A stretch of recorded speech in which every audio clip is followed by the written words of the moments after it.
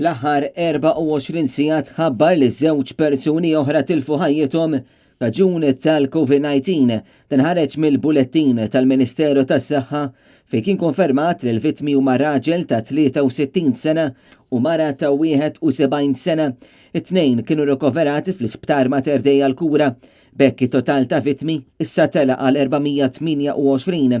F'dan il-bulettin kienu biss dawn id-dettalji li ħarġu dwar il-vittmi u għalhekk mhux magħruf jekk kienux ħadu l-vaċċin għal kontra l-virus. Sa issa f'din il-75 ġimgħa tal-COVID f'pajjiżna kenna 4 vittmi.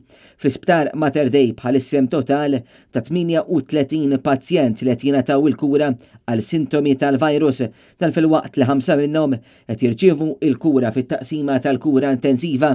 Intant bejn il-ħadd u tnejn ġew reġistrati wkoll 56 każ ġdid fil-waqt li fiequ 121 persuna.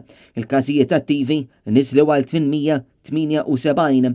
L-età medja tal-każi ġodda li tħabbru hija dik ta' 33 sena.